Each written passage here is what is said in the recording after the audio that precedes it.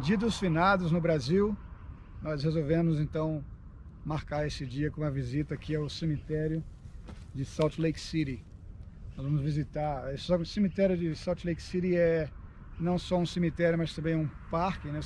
É um local onde muita gente pratica exercício, faz caminhada, piqueniques, e também é um lugar histórico, é praticamente um museu a céu aberto, né? Existem vários túmulos aqui de profetas, presidentes da igreja, pessoas que fizeram parte da história da igreja e também parte da história de Utah e até dos Estados Unidos aqui. Então nós vamos dar uma caminhada, vamos fazer uma caminhada hoje e mostrar um pouco de alguns lugares históricos que temos aqui no cemitério de Salt Lake. Então logo depois da vinheta nós vamos seguir com esse vídeo, mas não esquece, a sua visualização é importante, mas é preciso participar. Então lá embaixo, não esquece de dar o like, se não for inscrito, se inscreve e vamos fazer esse canal ficar mais forte e expandir para o maior número possível de pessoas. Beleza, pessoal? Então segue a vinheta.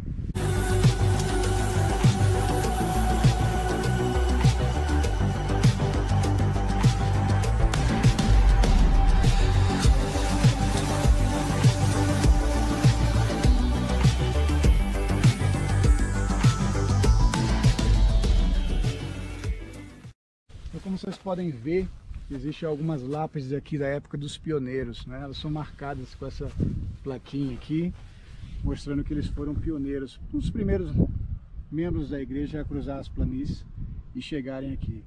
E eles são tão antigos, né, do século XIX, que a gente é proibido até de tocar. O cemitério, no site dele, fala que a gente tem que manter distância e não tocar, porque eles podem até se quebrar facilmente, como vocês podem ver, né? Ela é feita mais de umas pedras vermelhas aqui da região, lembrando um pouco a região de St. George e outras regiões aqui de Utah, mas realmente é coisa muito antiga. Essa aqui, por exemplo, deixou a sua vida aqui, ó, a data 1856, mais ou menos uns 10 anos depois da chegada dos pioneiros aqui no vale. Realmente é um museu a céu aberto também aqui. Aqui nós temos também um obelisco em homenagem ao presidente Taylor, John Taylor. Foi o terceiro presidente da Igreja de Jesus Cristo dos Santos dos Últimos Dias.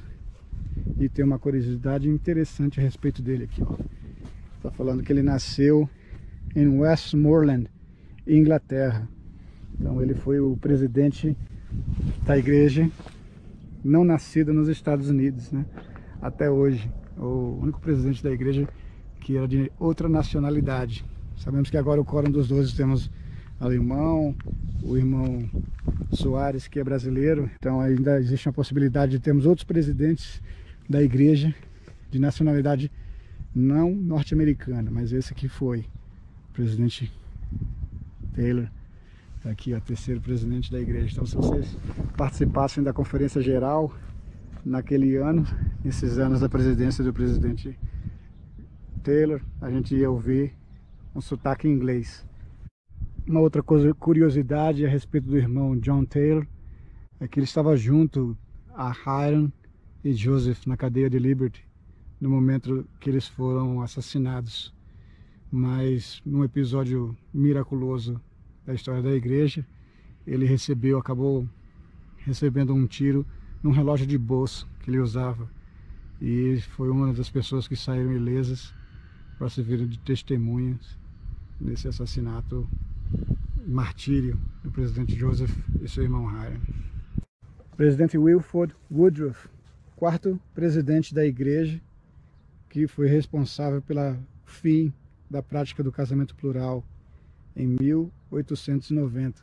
E uma curiosidade também é que um dos seus filhos foi apóstolo, Abraham Owens, filho de Wilford e Emma Woodruff. Esse aqui é do Orrin Porter Rockwell. Essa é uma figura polêmica da igreja, né? O irmão Porter Rockwell, ele era amigo de infância do presidente Joseph Smith e jurou ser seu guarda-costas, né? Também foi guarda-costas do presidente Young. e ele tinha recebido do presidente Joseph Smith uma promessa de que, se ele fosse fiel, ele nunca seria morto por bala ou por tiro. E na época, enquanto em vida, muitas pessoas viajavam aqui para conhecer essa lenda, viajavam para Salt Lake para tentar matá-lo, mas ninguém nunca conseguiu. E a promessa se cumpriu, ele faleceu de causas naturais. Também existem alguns filmes, tem um filme que chama Anjo Vingador, produzido por Hollywood, que conta não a história dele, mas ele aparece, né, nesse filme, o Porter Rockwell. Aqui na comunidade de Lehigh também existem algumas ruas e estátuas em homenagem aos serviços que ele prestou para a igreja na proteção dos profetas na sua época. Porter Rockwell, vale a pena pesquisar também a respeito da vida dele. Se vocês quiserem um vídeo especial também a respeito da vida do Porter Rockwell, deixe nos comentários aí, que a gente procura pesquisar um pouco mais da sua vida e falar um pouco mais dessa figura emblemática aí da história da igreja. Então, quase no centro aqui do cemitério, nós encontramos esse obelisco aqui em homenagem a Hyrum Smith. Joseph e Hyrum Smith, eles foram assassinados em Illinois, o estado de Illinois. Então, como está falando aqui, ó, foi feito apenas uma homenagem ao presidente Hyrum Smith, porque esse é o local de descanso também da família. Então, sabemos também que na sua descendência tivemos mais dois profetas, né? O presidente Joseph F. Smith, que cruzou as planícies com sua mãe, né?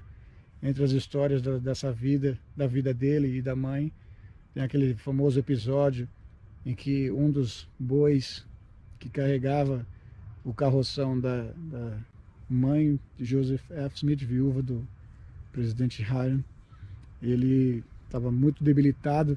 O irmão pediu que desamarrasse e deixasse esse boi para morrer.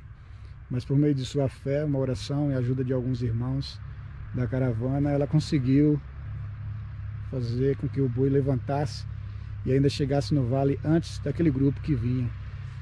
Então também o filho de Joseph F. Smith está aqui no mesmo local, né? Como eu falei, vários Smith aqui da própria família.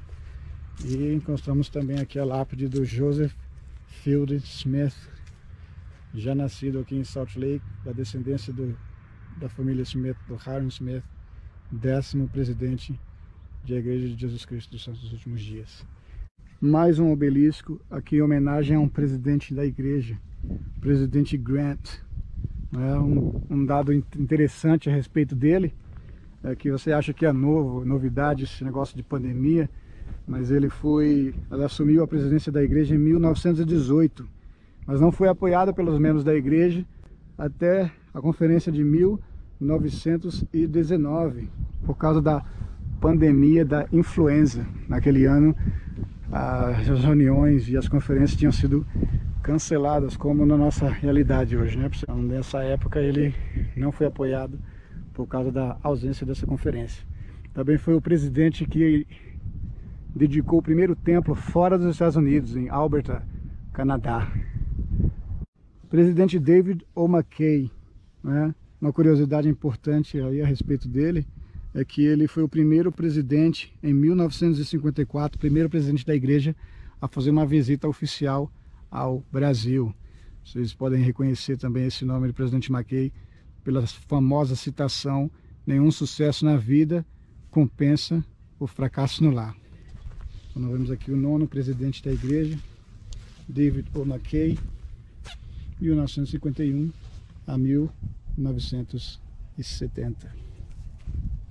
William Clayton, compositor do hino Vinde, ó Santos, quando ele recebeu a designação do presidente Young de escrever esse hino, ele estava entre os primeiros membros que deixaram Nauvoo, os primeiros membros pioneiros que deixaram Nauvoo. Sua esposa, ela ficou para trás, grávida, e ele, por causa de todo o sofrimento, ao receber essa designação, ele se perguntou como ele ia fazer isso, porque ele sentia-se muito desanimado.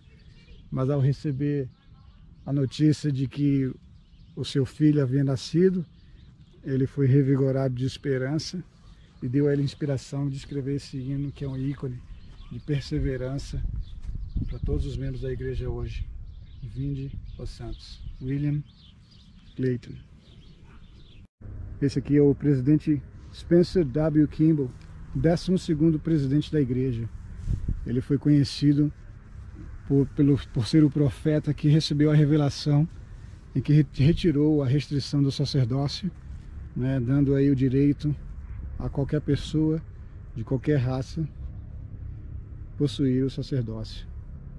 Também foi o primeiro a falar publicamente a respeito da necessidade de missionários, né, de homens da igreja, jovens que têm condições físicas de fazer uma missão de tempo integral, dando um grande avanço à obra missionária na igreja da época.